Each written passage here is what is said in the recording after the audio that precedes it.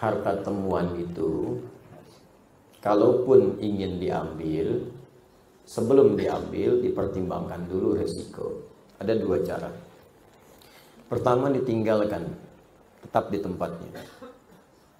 Kalau memang kita tak mampu mengembalikan pada pemiliknya. Karena hukum pertama barang temuan itu dikembalikan pada pemilik, bukan digunakan. Apapun itu, nemu tas, nemu dompet, ya, nemu uang, dan sejenisnya sekiranya berharga. Kalau kotoran nggak usah, gitu kan, yang sekiranya berharga. Ciliwung nemu sesuatu, ya udah biarin aja itu mah ya. Nah, ini yang kiranya berharga.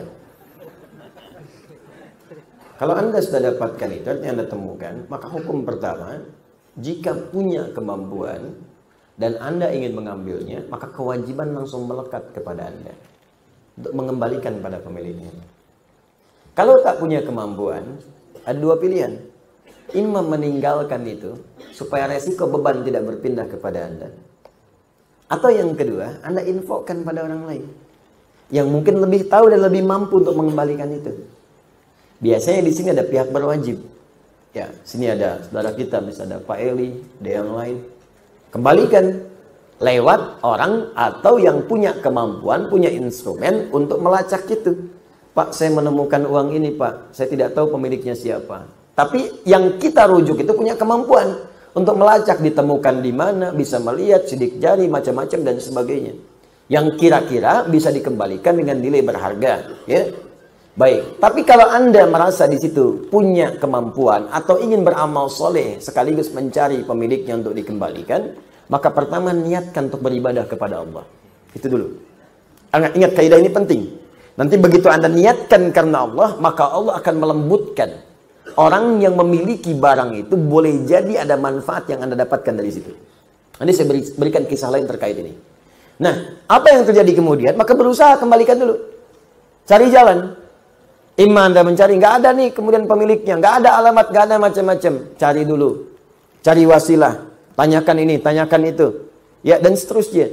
Sampai kalau kemudian pada masa tertentu tidak juga ada kunjung kabar. Anda tunggu sebulan nggak ada kabar, 2 bulan nggak ada kabar, 3 tahun nggak ada kabar, tidak sama sekali muncul pada saat itu. Maka walaupun status barang itu kemudian dinyatakan tidak ada pemilik, yang berhak diambil oleh Anda bukan seluruhnya.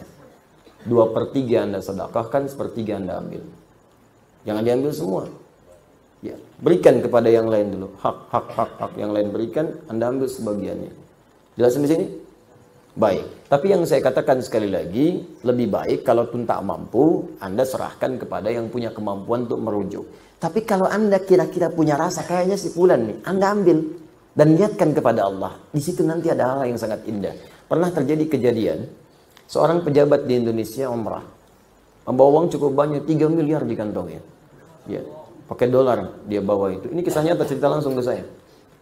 Begitu kemudian teman-teman didapatkan itu, ketinggalan di bandara. Ya karena dia mau niat ibadah, ya sudahlah, biarin aja gitu kan.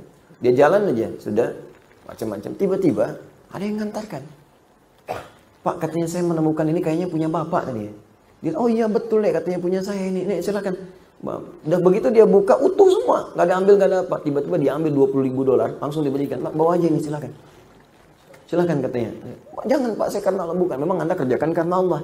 Nah ini bagian terima saya. Syukur saya kepada Allah, berterima kasih kepada Anda. Dia ambil 20.000 dolar, dia berikan kepada dia. 20.000 dolar, 260 juta, langsung ambil, berikan. Banyak kejadian begitu. Ada dulu yang ketinggalan seorang orang soleh, dermawan, orang kaya. Ketinggalan teman-teman sekalian, mutiara hadiah untuk putrinya. Ya, jadi putrinya memasuki usia-usia yang cukup baik, usia sudah layak menikah, ketinggalan kemudian di sebuah musola, toilet masjid. Jadi dia masuk toilet, tempat ada yang mengatakan tempat wudhu, ini kisah nyata. Jadi begitu dia berwudhu selesai, dia lupa ngambil itu. Sholat dia kan, pulang-pulang dia kaget kan, hilang, tidak ketemu. Balik lagi ngecek juga nggak ada. Ternyata tiba-tiba ada yang mengetok pintu, seorang pemuda datang ke rumahnya dan mengatakan, saya menemukan ini, ada mutiara, ada macam-macam, dan saya melihat ada kartu di sini menunjuk kepada alamat ini. Saya pikir mungkin kartunya tidak penting, tapi saya lihat mutiara ini nampaknya sangat penting bagi Bapak. Silahkan Pak dicek lagi apa ada yang hilang atau ada hak-hak yang belum saya kembalikan. Begitu dibuka semuanya utuh.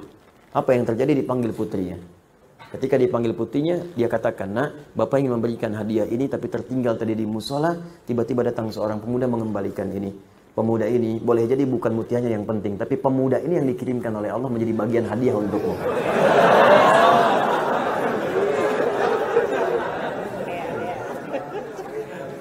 Makanya kalau nemu mutiara,